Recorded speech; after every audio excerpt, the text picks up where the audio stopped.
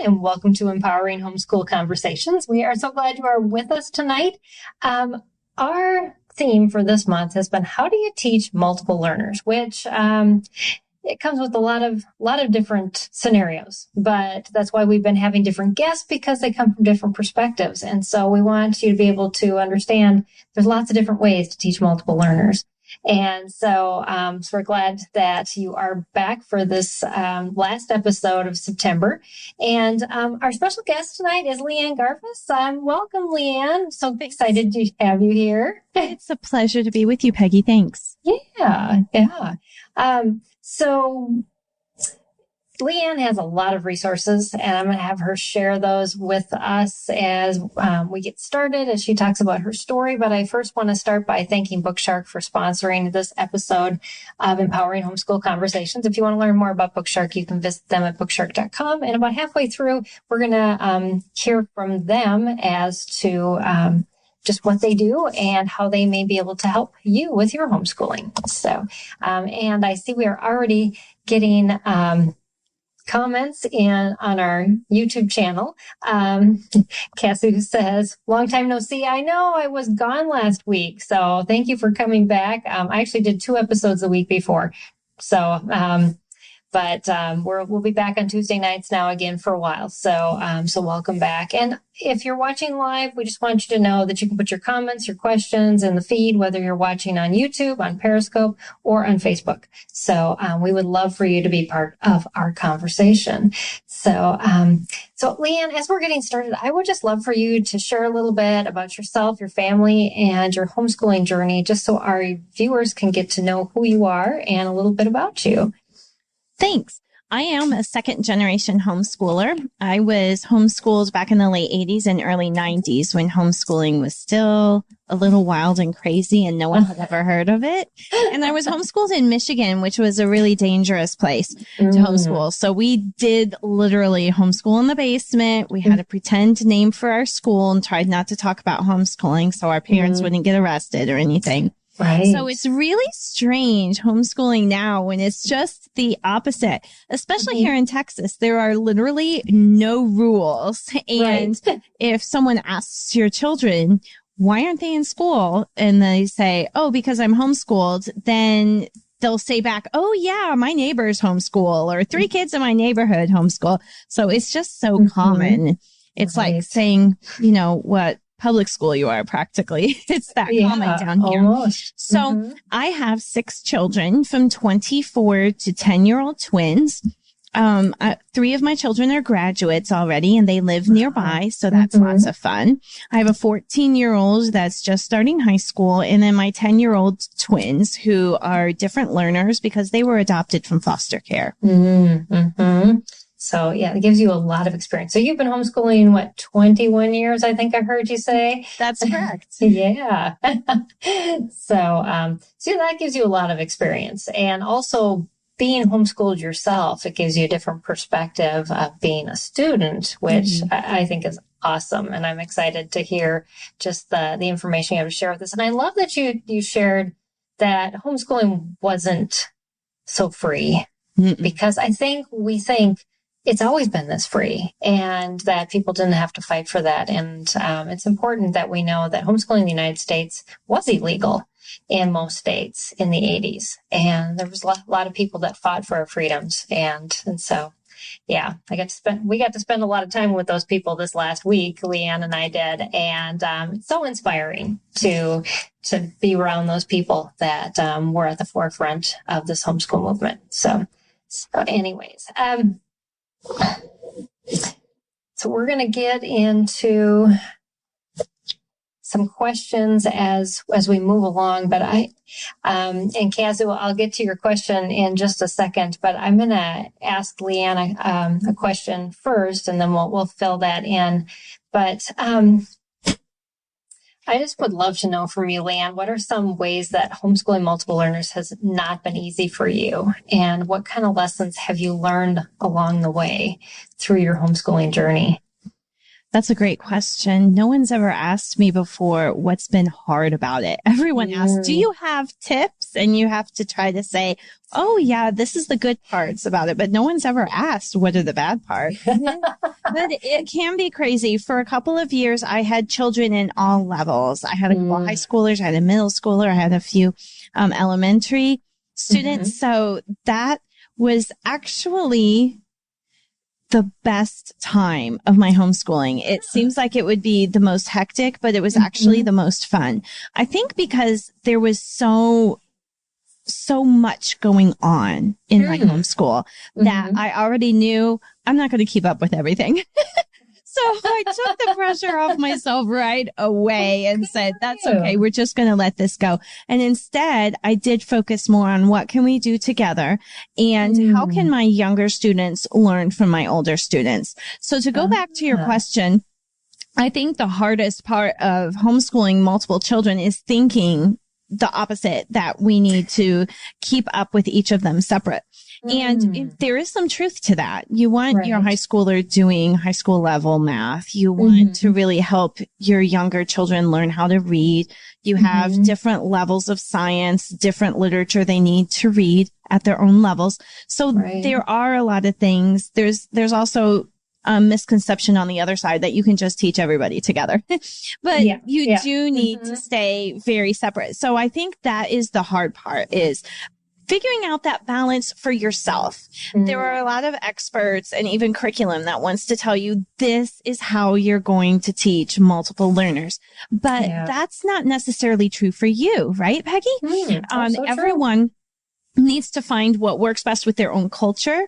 All of our children are unique in their learning, whether they're gifted or whether they have learning disabilities, whether they love to learn independently or they really need hand-holding. They want to be active. They need quiet. I mean, every single child has their own things. So that's another challenge that we face, is how do we accommodate so many personalities and learning styles and temperaments and abilities. So that would be another one of the challenges that I face. And I think the third challenge is dealing with the noise and chaos. If you have only one child at a time, you can just contain everything to one table.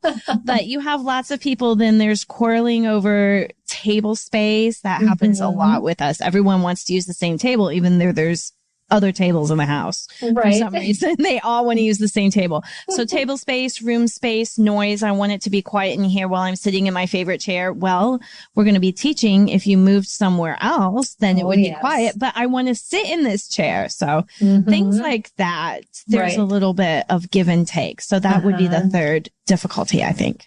Yeah. So how have you navigated around those things with your kids? A lot of saying, get over it. I think teaching multiple students is just another aspect of living in a larger family.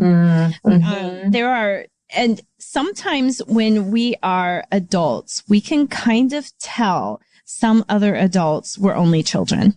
There's just something about the way they relate to others or what they automatically expect in a conversation or in a working environment, which is both good and bad. It has drawbacks and it has a lot of pros because they're very high achieving usually, and they really are driven and achieve a lot. They do a lot of great, and we can learn a lot from only children. So I don't want to say that I'm disparaging that at all, but those who have grown up in a larger family, they learn some out of necessity, collaboration, compromise, high tolerance for noise and discomfort. There are some of these things that are natural rules that we need to learn anyway. So allowing our children in those chaotic situations, allowing them a choice. Okay, you can sit in your favorite chair while I'm teaching your brother how to read, or if you want quiet, you can go lay on your bed while you do your work. So you make the choice. So teaching them to make choices and give something up for what they want. Also teaching them patience with each other. That's really hard too, because it's easy to become impatient in a lesson that they're doing together. Impatient with their questions. Or I have a son actually who is who is impatient with the feedback or the input that his younger siblings has. They all discuss history together. But they've read different books. They've learned on their own levels, and they have their own unique perspectives because of the different materials they've used. Right. So my older son, when he's discussing history, he is, I love him very much, but he's a know-it-all.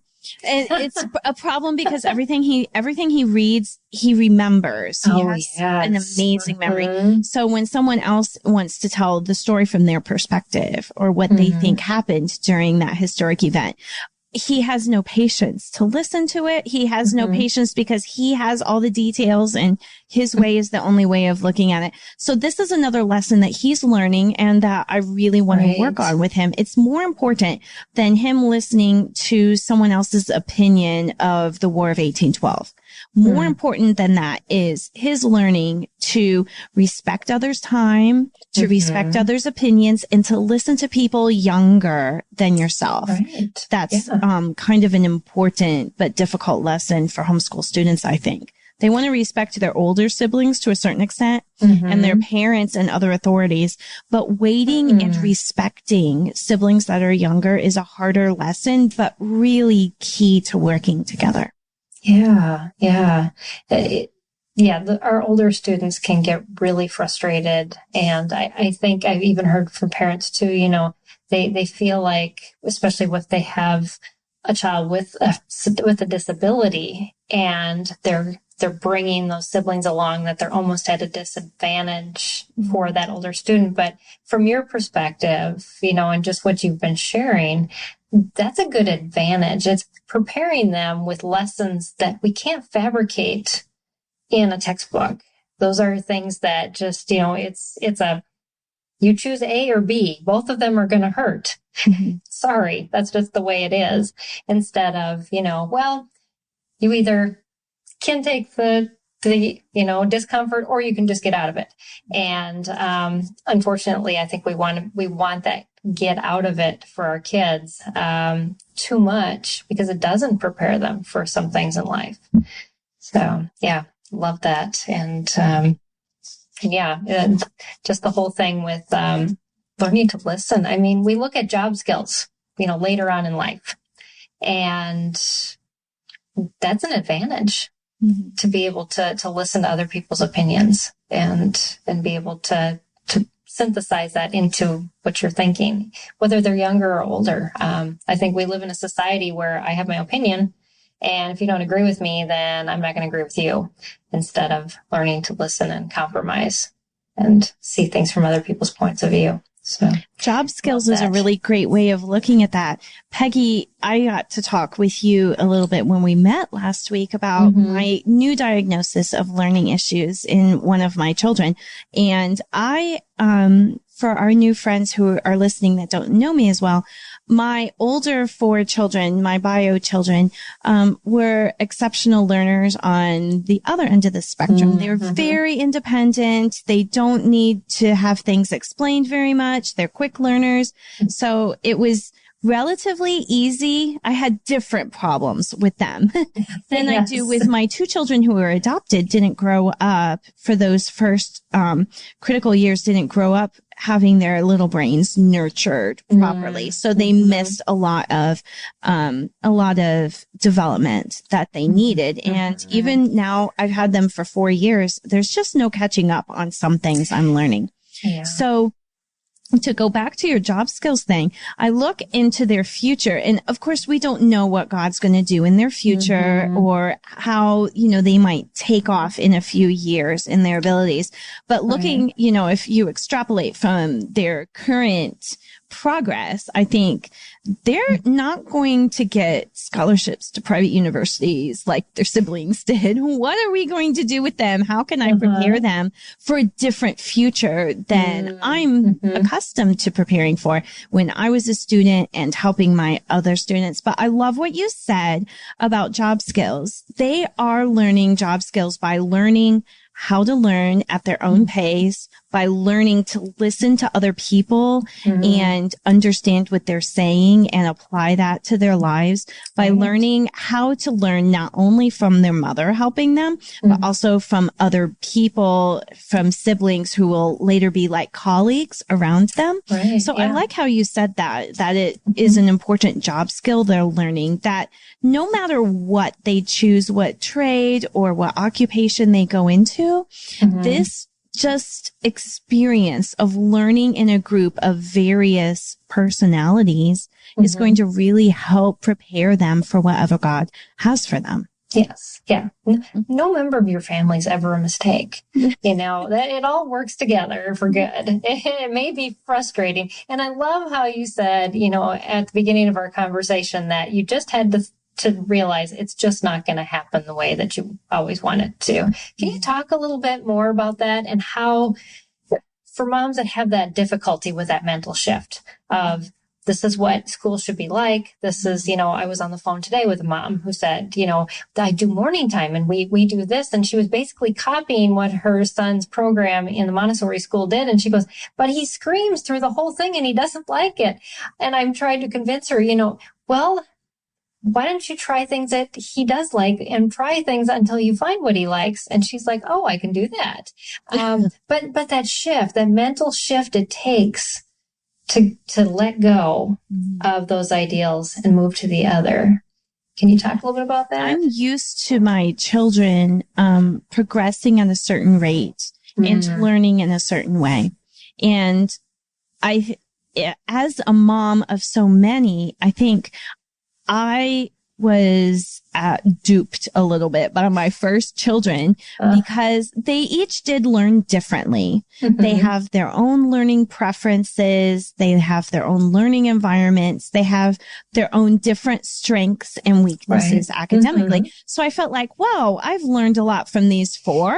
I have four completely different people, and I've helped them. 3 of them become, you know, productive members of society, and 1 well on his way. And I'm feeling good about myself. I've got this homeschool thing down. Not only that, but I teach people how to homeschool. So I felt like I knew it all, and I was ready to teach it all to other people.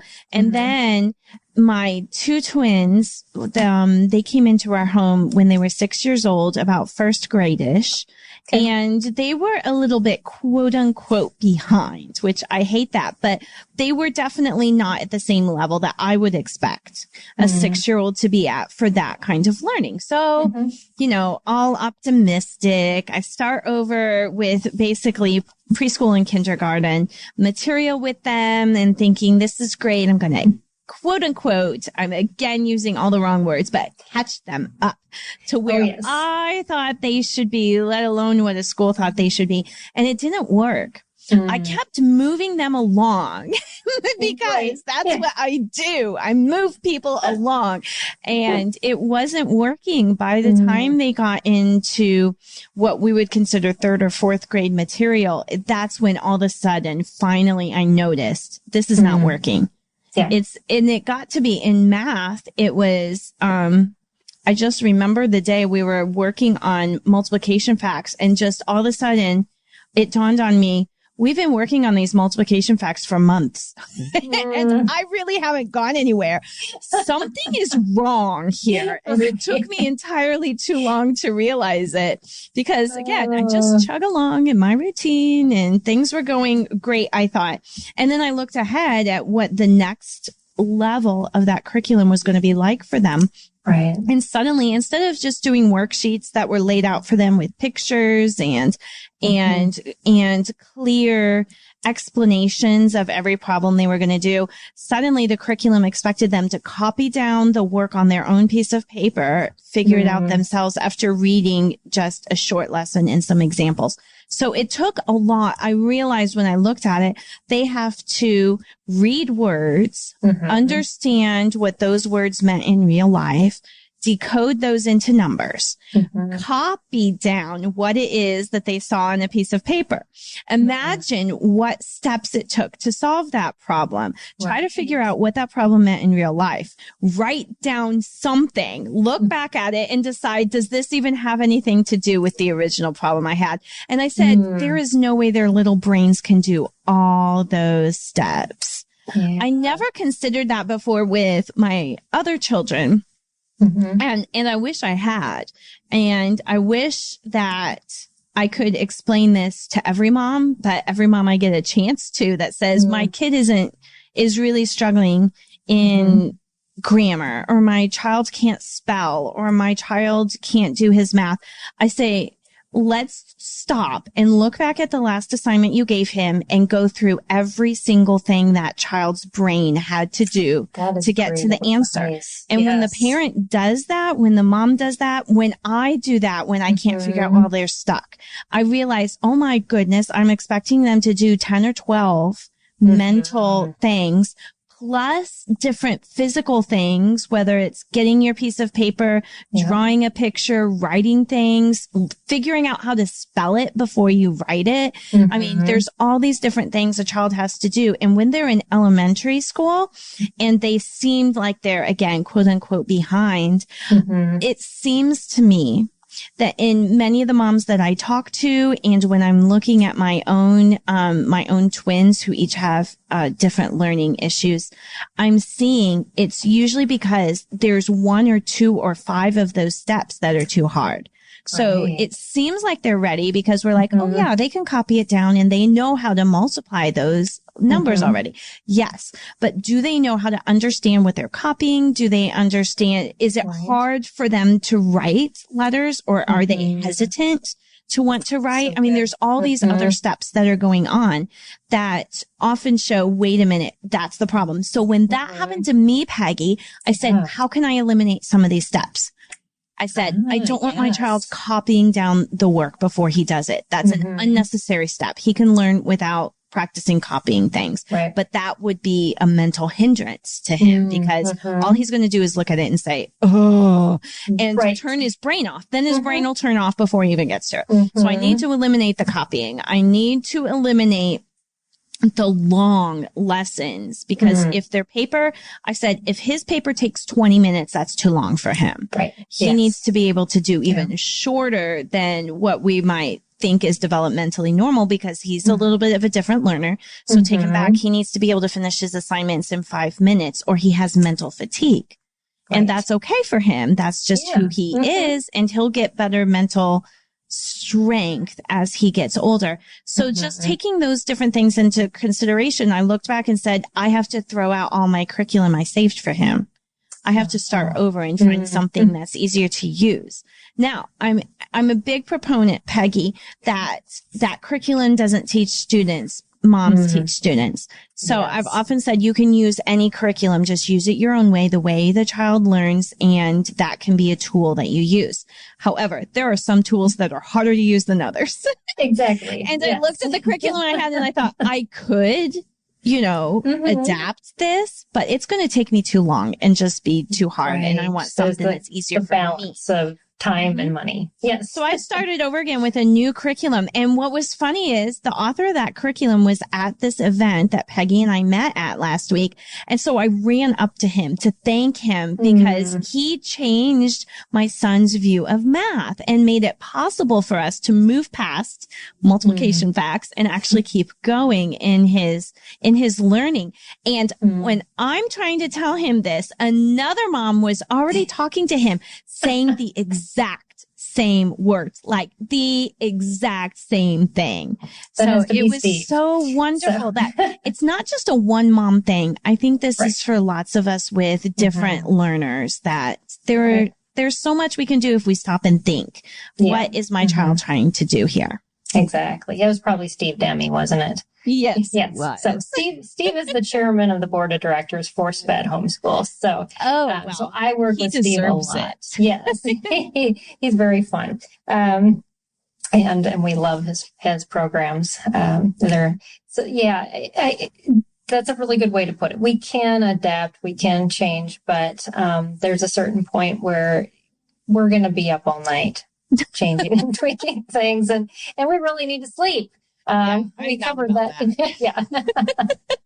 So yeah, and people have, just the amount of time it takes to generate ideas. And, but I do love what you said about breaking that down. I've never heard anybody so succinctly say that, take it in the steps, because that's what special ed teachers do. They break things down into steps and then figure out, it's called scaffolding. How much support does a child need for every single step? And I love too that you said, Lea Ann, just take some out. Whatever your child doesn't need to do, if you're not working in that, I've heard speakers say many times, why is your child taking the test at the end of the unit if you already know what they know? Mm-hmm. But there's other things, smaller things that we tend to look over, and we look at it as one process, but it's a set of multiple processes like you were talking about. Mm-hmm. That's so important to remember. There are so many ways we can do this in creative ways besides changing. We can change curriculum. We can change the way they learn, like if they can learn on the computer with videos better than or if they learn better hands-on, or if they learn better by looking at a book. Some kids actually do learn. I have a child that can only learn by reading a book. It's so weird. But other things we can do is by tweaking almost any subjects that they have, even just individual assignments. Someone told me the other day, why make a high schooler read every single great novel when most of them he's never going to quote? But some of them, if you want them to know the story, to be familiar with it, because so much literature references other stories, then why not get them a comic book or a movie about it, so at least they're familiar with the story? It rocked my world, because I was really like, oh no, everyone has to read the original documents of everything they're doing. Absolutely not. So I went out and got a manga comic book of Sense and Sensibility for my son to read. No high school boy is going to say, oh, I'm so glad I read Sense and Sensibility. Absolutely not. No. But his mom let him read a comic book.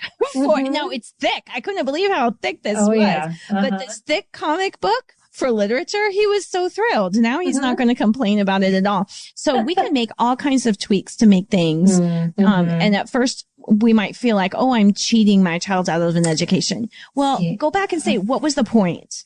Is the point for him to read beautiful literature? Well, he does that when he reads E.B. White, or when he reads other authors that he really loves, or Dickens or others that really appeal to him. But it was the point of Sense and Sensibility was just for him to get used to this romantic style of story. So why not look at that in a comic book and then move on to other literature? Yeah, that's a really good point. It's back to, why are we doing this? And then, the whole mix when you've got multiple kids. I mean, just evaluating all of that. I'd love to hit a couple questions before we hit our mid break. But Jennifer had said to us that, yes, she said, you were homeschooled. It was illegal in Texas. I homeschooled my son during that Wild West time, because we were talking about homeschooling in the 80s. Yeah. Yes. Pretty crazy. And then Michelle said, I know what you mean about that mental shift. I started homeschooling my boys this year, and I find myself thinking the old way instead of coming up with their own routine. That is so hard, Michelle. I'm the same way. I started off again this year with my routine all written out for them on the wipe off board, and brand new chore charts and assignment charts that I ordered personalized for them specially. Sure enough, the first week it wasn't working for anybody, and they were almost in tears, and I had to step back and say, why isn't this working? Why isn't everyone following my routine? And it took me actually like a couple weeks to realize, wait, it's not their fault. It's really mine. I need to go back to doing it their way, just like Michelle said. Yeah, that's so true. And this is a really good question, because I think some people talk have asked about this, and it's different in every state, I know, but the legality of homeschooling foster children. Can you talk a little bit? I know your perspective is from Texas. Were you homeschooling when they were foster, or just after adoption? We were already homeschooling our bio kids when they came into our home. And we did adopt through foster care, which I strongly recommend in almost every state. In the United States, it's free, and you can take advantage of many other resources and helps for your children. So that barrier to adoption is eliminated. But most states will allow you to homeschool foster children. You have to get permission, but it's really easy. It's just, is it okay if they homeschool? Yes, sure. Some states, the caseworkers might want to see a little bit of their work or know what it is you're doing, just because it's their job to ensure the child is being cared for. So it's not like this horrible, oversight thing, but rather just another way they're caring for the children. When our children were placed with us, it was with the stipulation that they must stay in public school. So they did for about 6 months, and then for the first semester of their first grade year, they were placed right before their first grade year, and they attended one semester of first grade, and then their adoption was held up over some technicalities. So I went to the caseworkers and actually wrote something down for them so she could show it to her supervisors that, hey, I want to homeschool them. You already know that when they're adopted, that it's a foregone conclusion. They're going to be adopted. They will be homeschooled. So this is part of the continuity of life. Furthermore, they're being separated from their siblings by not being allowed to participate in something the rest of the family does. So by expressing all of that, they said, oh yeah, that's sure. Great. In order to care for them best, they need to be homeschooled like the rest of their family. So that really helped me. So that's what I suggest. If you're not able to homeschool, don't let that keep you from getting the child. Get the child in your home as soon as you can. And then after you've demonstrated a good care for them, they'll usually work with you. Yeah. That's so true. You're under observation during that adoption time, and as you get better relationships with those caseworkers and the guardian ad litem that works with the children, they tend to go to bat for you and advocate with you. So I completely agree with Lea Ann. I have 10 adopted siblings, so I've seen my parents go through that, and my parents homeschool my siblings. So yeah, we have more questions, comments, but we definitely have to take a break. We're going to come back to those right when we come back before we dive into some more questions. So if you have anything else that you want to ask Lea Ann or comment about, we'll get to those once we get back. So Lea Ann, I'm going to give you a quick break, and we're going to hear a little bit from Bookshark. So I'm going to bring up Bookshark here and let you know a little bit about them. So I got to hit that too. Okay. So, one of the Bookshark users said, Bookshark was the best thing I've done for myself and my kids. That's what Dana said. And Tracy said, I definitely regret not starting Bookshark sooner. It's been such a great fit for our family. Well, we at Sped Homeschool agree. Wondering how you can jump onto the Bookshark wagon as well? Start by heading to bookshark.com. On the Bookshark website, you can request a free catalog, download samples, and see the scope and sequence charts of what they teach at each level. There's also a blog at bookshark.com/blog with hundreds of articles written by dozens of authors. Bookshark site just has so much free information on how to teach your kids, whether you use Bookshark or not. Another great example is you get a free unit study each year, and you can try out the Bookshark way of literature-based learning at bookshark.com/freebies. This new unit for 2021 is about volcanoes. And also let me share just a couple more quotes. Jill says, we switched to Bookshark Language Arts this year. This was the best decision ever. We love how everything ties together. Can't tell you how grateful I am for Bookshark. We're looking forward to adding more subjects next year. And Catherine says, pulling my kids out of public school and getting Bookshark's full program saved our sanity. It's the best parenting decision I've made. We are so much happier now versus the kids staring lifelessly at screens all day. This open and go component and high quality literature for science, history, and language arts is amazing. You can see if Bookshark is a best fit for you and your family, just like these moms. You can visit bookshark.com, get the catalog, and if you put /freebies, you can get the free unit study as well. So thank you, Bookshark, for sponsoring this episode of Empowering Homeschool Conversations. And I'm going to bring Lea Ann back, and we're going to start with some comments and questions from our viewers. And so let me hide that ticker. Okay. Got some technical issues tonight. It's just me. I think I haven't got enough sleep yet. So we were talking before we started the break about, rechanging your mindset. And Michelle says that after homeschooling starting this year, she changes her mind every month. That's pretty typical when you first get started. It's okay, Michelle. You'll get into the groove and you'll find out when you're out of the groove. Just like Lea Ann said, I realized 3 weeks later, that's why it's not working. I love Michelle. We need to have coffee. Oh, yeah. And then we have another question from one of our YouTube viewers. She says, I'm new to homeschooling. I'll be assisting my 2 children who are on the spectrum, ages 5 and 9. Any tips for me? I'll be adding a 3rd child who is on the spectrum starting next year. So Peggy probably has much better advice on this than I do because, like I said, I had exceptional learners for my 3 who are graduates in my high school. And now I am just figuring out with my 10-year-old twins how to work with students with learning disabilities. And I don't have any experience with children on the autism spectrum, which I know have really unique abilities. Do you have some great ideas, Peggy? Well, all 3 of mine are on the spectrum, so I totally get where you're at.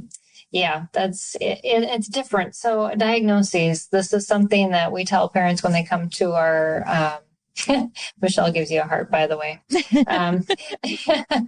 But a child can have the same diagnoses and they can be very different. So saying that this curriculum worked for me, try it. I'd say try it, but don't think that this is going to be your solution. Because depending on your teaching style, Mom, it has a lot to do with that. But kids on the spectrum tend to be highly focused children. Their brains are explained that they are like a freight train and they move in one direction. They're hyper focused. And if you have a lot of transitions and things that you have to move your child to and from, so quick, let's do this workbook for 5 minutes and this workbook for 5 minutes, you're not going to get very good results. What you need to do is dive into something deep with these kids, make it active, and allow them to follow rabbit trails and realize that learning is something that you do when you just experience something and learn from the experience instead of it's a bunch of little tasks that we do all day. You're going to get a lot of meltdowns doing that. Unit studies, I highly recommend. So look into those first, see how they work and how there's a lot of different unit studies out there. Some have more parent prep ahead than others. So I tend to be the person who doesn't read the instructions when I make recipes. So I got the ones without the instructions. But I know for most people that does not work. So just a little bit of advice there. So yeah. But I want to dive into one more question, and then we're going to head back to our other topics because I know we're talking about teaching multiple learners, and I don't want to go off of that too much. But we'll try to fit in some of these other questions that you guys have as well. But one of our viewers says, we don't do half of what our history says to do. We still give in what we need. I love that I can choose how I teach it. I love that. Yeah. And I'm assuming you do that a lot, Lea Ann. Yeah, of course. With my first couple, it was like answer every single problem, read every single chapter of every single book. Right. And then my 3rd child just kind of moved around that when he was in high school and did the little he needed in order to learn the material and just move on. And so now I'm more like, you know what? It worked for him. Just, skim this as long as you know the basic gist. That's probably all you need to know. That's funny. Because, they say that about, like your kids, when you have the firstborn, everything has to be perfect. You sterilize the pacifier and all of that. And by the third one, you just pick it off the floor, wipe it on your arm. And so you do the same thing with homeschooling. By the time you get to the third, you're okay. Yes, it doesn't even matter anymore. They've worn you down. Yeah, exactly. Oh, that's too funny. So, what's your favorite advice to give families for teaching multiple students who are different ages and different abilities? Wow. I think first of all is just change your expectations. It's not going to look, usually when you're teaching multiple children, you started off with only one at a time or two at a time. If you're really ambitious with the whole twinning thing. But right. You only started with one or two and then you're gradually adding them, and you have your homeschool a certain way when you're first starting out, and you might be skipping merrily through the fields or reading all these amazing books on the sofa with hot chocolate, but you keep adding more and someone is kicking you in the face and spilling your hot chocolate and ripping up the books, and you can't find the pencils, and it just gets worse and worse the more children you add to it. So you have to give up that whole idealistic picture you have of what homeschooling multiple children is going to be like. And you have to quit looking on Instagram and Pinterest. It used to be Pinterest was the enemy, and now Instagram is becoming just as bad. Your morning basket time, if you have a morning basket. I have a morning pile of things next to my chair that is all messed up and I've lost things. So I have the morning pile, but it's not going to happen. There are some days I get partially through it and I'm like, nobody is learning anything because one of my children's attitude is so bad. It's spreading rapidly through the house. So you have to just give it up. The whole idea that we have of teaching multiple children is that it's going to be this beautiful time of the older children helping the younger children and everybody discussing all together. That happens like rarely. We have to look at that as a treat, like dessert. We don't have it every single day, and definitely not every single meal. So it's not going to happen every subject, not going to happen every day. Once in a blue moon, the stars will align, but we have to just give it up and realize I'm going to do what each child needs, but even more, I'm going to do what each day demands. So that might mean a day of just concentrating on one thing with one child. It might be a day of just tending to sick children.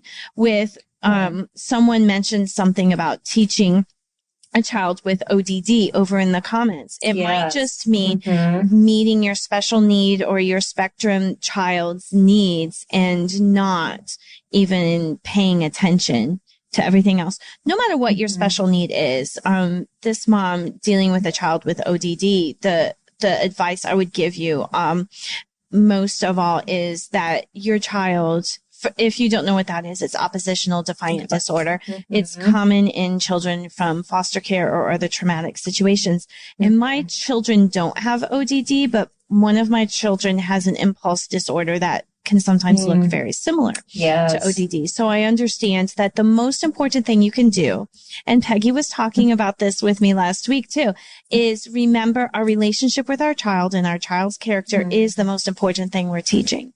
And this is true for all of us teaching multiple children. When our child needs care, our child is maybe acting up because they need something, which is usually the reason they're acting up. They're acting up because they need help with their sensory issues. They're acting up because they need help with their learning issues and they don't know how to express that. They're acting up because they have trauma that they're dealing with that they're trapped in. But that is what we're teaching our children, is how to survive. Right. And then after how to survive, we're teaching them how to thrive, how to manage their own abilities and disabilities to learn. Then maybe we'll teach algebra. But maybe not. That's another thing that we're giving up, is that attitude that my high school is going to look a certain way because their career is going, or their college future is going to be a certain way. whether we're teaching multiple children or not. And definitely if we're teaching a different kind of learner or a different kind of emotional and mental abilities, giving up those preconceived notions and putting it aside. That's the biggest lesson I've been learning, Peggy, the last couple of years, is that even things seem to be trucking along for a little while as things bubble up to the surface, which I'm hearing is common with lots of special needs.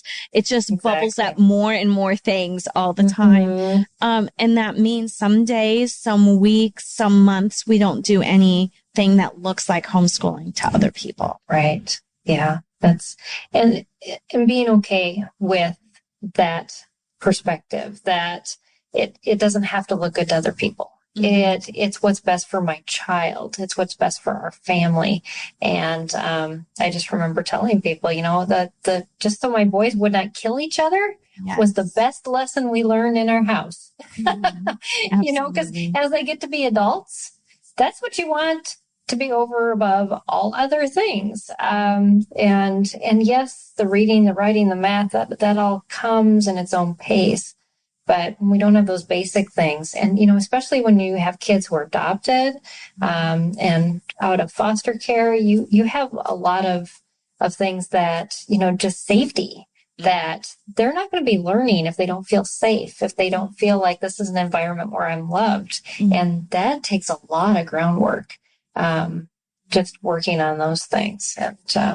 And like Kira Sue is dealing with, those who are dealing with ODD or extreme autism or other things that are causing harmful behavior, some kinds of mental illness that are causing harmful behavior, it's helping the child feel safe and also keeping the rest of the family safe. So dealing with all of that it doesn't only take that child away from their studies, but it might take other seemingly more healthy children away from their studies too. And we have to be okay with that. We have to realize that this is God's plan for our family, and God's plan for our family may be learning safety and dealing with that for all of us this year. Yeah. Well, I have one person says, breathing a sigh of relief. Thank you. Yes, we're going to speak, just there, like you said, Lea Ann, there's so many pictures, there's so many images of this is the perfect homeschool life. And I'm sorry, but it's nice to be able to share that doesn't happen. I mean, those are those little images that we can catch once in a blue moon and then post them on, Instagram and Facebook and look at us, but it's not the norm. It just isn't. And I love your pile, because that's kind of how mine has always worked, or just shove it in the cupboard and shut the door. So my kids had bins and it was like, how much can we dump in those? And then by, the middle of the year, it's like, what else do you have in there? Because none of your school stuff fits anymore. Right. It's socks and toys and trash. I don't know why there's trash there. So yeah, it's, and then, Cake by Lacey. So thank you very much. You are welcome. There's a lot of good resources on our website at spedhomeschool.com as far as, on autism. And, I think we actually focused on that for an entire month, not long ago. So you may want to look back on our YouTube channel for some of those interviews as well. Was some really good advice from people I had on. People like Lea Ann who know a lot, and I learn something new every time that I do these interviews. So Lea Ann, I would just love, what encouragement do you have for families who still have a long homeschooling road ahead in regards to navigating change, homeschooling through difficulties, and preparing students for graduation and beyond? I think it can seem kind of daunting. Yeah, it can. And it's funny because about a year after our children were placed in our home, our newest children, the foster adopted kids, I turned to my husband and said, what was I thinking? We were so close to being done homeschooling and I just extended my prison sentence. It wasn't, and it's true. I literally didn't think about it, Peggy, which is good that God didn't put that in my mind, because they might not have been adopted if I stopped and counted the years. So I know that feeling that it seems like it's going to last a long time. When I'm done, I will have taught for 30 years or more. Oh my gosh. I don't even want to think about that. I'm not even that old, Peggy. I am, and I'm ready to be done after this year. Oh my gosh. I can't believe it. So the question was something about homeschooling for a long time, and then my mind went numb. Just what encouragement do you have for if you're looking that far out? How do you reframe that? How do I reframe that? Well, for one thing, I'm stuck, so there's nothing else. I think I've gotten some encouragement out of the fact that I do have 3 grads, and I wish I could give a glimpse of that to other moms, because I do remember those years when I had 4 under 10 and was trying to homeschool. Most of them, it was really hard work and very exhausting. And I wasn't making it as easy as I should have, Peggy. I was putting way too much on my kids and on myself. But I do remember what that's like. And it didn't necessarily get easier. I just learned more strategies and developed a wider and wider circle of support, which makes a lot like you are to so many moms. But having milestones and celebrating those milestones is really important. My kids graduated, and that's a big deal for them. But it's important for us as moms to stop and think, wait a minute, I got one done. I did this, and look back and say, I really taught him almost everything he knows. That it worked. I actually did this. But no matter what milestone you're next to, I taught my kid to read. He did not know what letters meant. He didn't know what these marks on a piece of paper meant. And now they mean something because I taught him that. And celebrate we celebrate these things for the kid. He's happy he learned how to read. He's happy he learned how to do long division. He's happy he learned how to solve his first algebra problem. But we as moms need to stop and celebrate. Oh my word, I got my child through his first algebra test. Whether or not you taught it or or he did a video lesson or he took a DVD, I facilitated that. It was because I was his homeschool mom. I prayed for him. I gave him the resources. I supported him. And now this happened. So I think that's the way to keep going, Peggy, is to realize what we're doing. We think, and it's right. God has given me these children. I'm raising them up for the future. God is using me in their lives. Yes, all of that is very true. And there are tangible things going on too. We need to make sure we celebrate the tangible things and realize this happened, Mom, because you did it. You did it. Give yourself a sticker. Go text your friend, put it on Facebook. I taught my child how to do long division.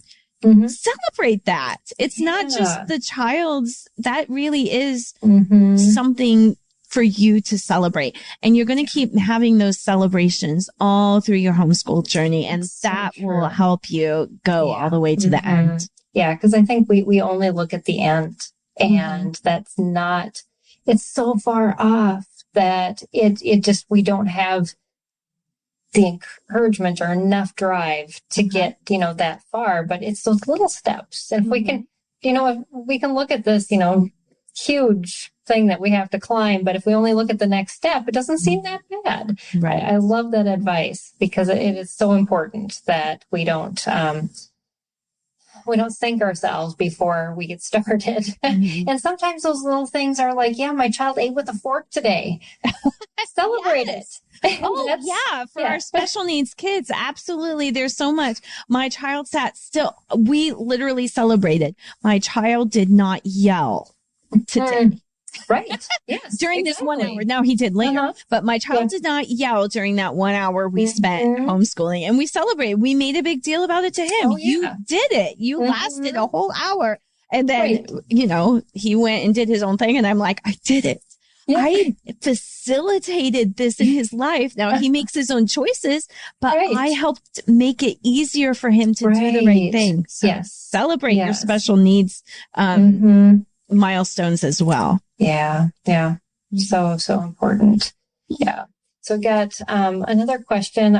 Creative Minds Homeschooling. I'll come back to your question at the end because I want to answer that personally. But Simply Me, Laura D. on YouTube asks, looking to start homeschooling my 12-year-old daughter, autistic, development delayed, have no clue where to start. Currently full-time at home, have 1-year-old too. How do I squeeze it all in?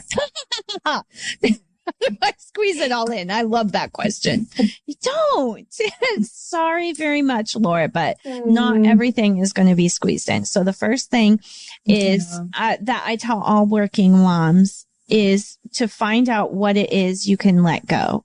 Yeah. And that is really important. We have this idea that we want to do it all. And that's a God-given desire we have to do all we can to use our own talents and giftings and to do everything we can for our family. But we're not supposed to be God for them. So sit down. I would really encourage you, Laura, to sit down and write down everything that you see filling up your time and your efforts. And then get a pen and see what you can cross off or you can give to someone else, because that is the first thing. And the second thing is limit your homeschooling. Yep. Now, everyone thinks of that, but you need to have a hard stop. We have a hard stop at noon. We will homeschool from whenever we can get started in the morning, which is usually around 9:30ish. We will homeschool until noon, and we stop wherever we are, even if it's in the middle of a lesson. We're done. It's lunchtime. Yep. We don't want to prolong this. Homeschooling will always be there tomorrow or next month when things settle down and you're ready for the next part of it. So that's my 2 pieces of advice. Get rid of some things in your life and have a hard stop so you don't let things get out of control. Yeah. And she says on top of that, she seems to listen better to teachers in school than to me. I caught the preview of Homeschool Rocked. It's a movie that's going to be coming out soon. And the basic message is our system has taught our children that our parents don't know anything.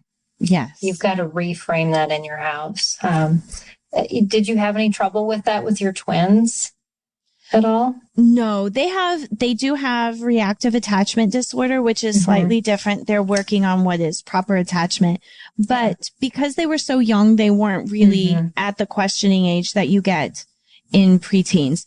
But here's another thing is, Laura, part of this, yes, part of it is from being in school, and part of it also is the age. Your child has this God-given growth into independence, which they don't know how to do respectfully. But it's part of just becoming an adult. She's not always going to be at home. She's not always going to be listening to you for every little thing in her life. So it's part of growing up that she has this God-given desire to be independent. And we forget that it's actually God wants them to do this. But the problem is they don't do it properly. They're not respectful. They don't ask questions. They don't listen. And so, they don't take advice at all at that age. So they push against, and they really will push hardest against the homeschool mom than they will against their dad. It seems like, because we're there all the time and they see us. She actually does see you as an authority. And she hears you as an authority. So she's going to push harder at you because she feels like, in order for me to be heard, in order for me to achieve something in and of myself, I have to push you out of the way.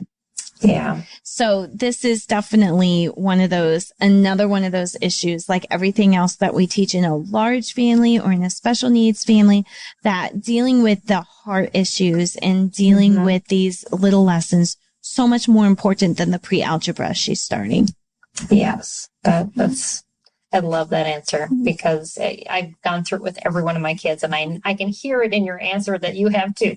Oh my gosh. I had one boy that literally shook his fist. He would literally shake his fist and say, "I will not obey you." Oh my gosh. Wow. I am a very strong-willed person. I mean, that would send steam out my ears. So obviously he's strong-willed. I'm strong-willed. It was like World War III around here all the time. So that's another time that sometimes we need to know, Laura, when to step back and call a truce or ceasefire, at least call a ceasefire and say, when dad comes home, we'll talk to him about this. Whether it's, we'll talk to him about this lesson. We'll talk to him about these chores. We'll just, we need a neutral third party to arbitrate this. And sometimes that really helps. I just gave up with him and said, I will give you your assignments. I will answer any questions. Whether or not you do them is between you and your dad. So I didn't have to be the bad guy anymore. Yeah. My son, my middle one, ended up writing his own curriculum because we could not agree. And I said, fine, this is the law. If you can follow the law in our state and make it fit into what you want to do, his transcript won't be accepted at no college. And he knew that. But he chose to do podcasting and all these other things. And but that was his high school. He covered all the subjects he needed to cover. And it's the relationship that matters the most with those children. And because if you lose your relationship with your older kids, you're going to lose everything with them. That connection. It's again down to what you were talking about, Lea Ann. It's what matters most. What are we teaching here? So, well, Laura says, thank you, ladies. Welcome. So I'd love for you to, before we wrap up, Lea Ann, to share some of your resources and how people can find you. I first have your book. You want to talk to us a little bit about that? Yes. And I have it right here next to me, actually. Awesome. I keep it on the shelf. Everything you need to know about homeschooling is a 600-page reference manual on answering literally every question. And it's not, don't get all scared of it. People get scared and say, I would never read that book. You're not supposed to read that book. I was told Peggy, I wish I had a sticker to put on the front of it that said, do not read this book. It's just a reference work, and it's really clearly laid out so you can quickly turn to whatever question you have. And there are huge sections on teaching multiple children and strategies and things you can do to help make that easier. And there's a whole chapter on special needs as well, with resources and information that you can take advantage of. So that's my biggest baby, is everything you need to know about homeschooling. Yeah. And then you have a Facebook and absolutely my Facebook group, Homeschool Made Easy. You can contact me directly through there. I always answer everything. And the podcast, it has the same name, Homeschool Made Easy. Just like this, you can come watch it, the interview live, and ask your own questions every Thursday at 2 p.m. Central in the Homeschool Made Easy Facebook group. And you can find the podcast wherever you like to listen. Very cool. And then you have a website too as well. That's right. leagarfias.com. There's a contact form right on there if you want to contact me. And that's where you can subscribe to my monthly e-magazine and find out more information and articles and help for your homeschool journey. Awesome. Well, you got lots of resources and just so much wisdom. Thank you so much for sharing, Lea Ann. This was a treat. You have such great listeners too. It's great to meet them. Yeah, definitely. And I want to answer Creative Minds Homeschooling. Hey, what are you going to do with SPED Homeschool after this year? I'm still here. I'm just going to be done homeschooling. So don't worry. I'm going to be around. But SPED Homeschool is actually growing. I'm super excited about that. We are launching into doing family camp starting next year. In conjunction with Johnny and Friends, the ministry, we will be launching our first pilot camp in Minnesota in August of 2022. It'll be August 21st through the 26th, and we'll have some registrations up and information about that coming soon. So yes, we're around, and I just hired a COO to join me in partnering and leading SPED Homeschool. She's going to help be growing our community outreach, and I'm going to be working more with our partners. So you'll see some big changes. We'll be launching communities and some more courses and webinars and those types of things as well. So you're in Minnesota. Awesome. Because this camp is going to be amazing. We are over the moon excited about this. I've already had some people coming in saying, well, can we do this? And we did. So yeah, it's going to be a lot of fun, and hopefully the model for the camps that we then release into other states. So anyways, that's a lot about us as well and everything that's coming up. But you can find out more at spedhomeschool.com. And so Well, thank you so much, Lea Ann. This has been a joy. We got to meet in person last week and then get to talk about homeschooling live this week. So, and I'm looking forward to being on Lea Ann's show at the end of October. Yes, that'll be great. Yeah, very fun. So, all right. Well, next week we're hitting a new subject. So, for the month of October, we're going to be talking about dyslexia, dysgraphia, and dyscalculia, and with a whole bunch of different experts and people who have lived it themselves. We want to give you kind of the inside scoop too of what it's like to have some of those disabilities and maybe some advantages that go with them. So, so you want to stay tuned for those broadcasts in October. And so, yeah, we'll see you next week at the same time as we cover those. But thank you again, Lea Ann, and thank you for your time. And make sure you check out Lea Ann's resources. She's just an amazing wealth of information, as you've just heard. Thank you. So you're welcome. All right, have a good night, everybody. We'll see you next week right here on Empowering Homeschool Conversations.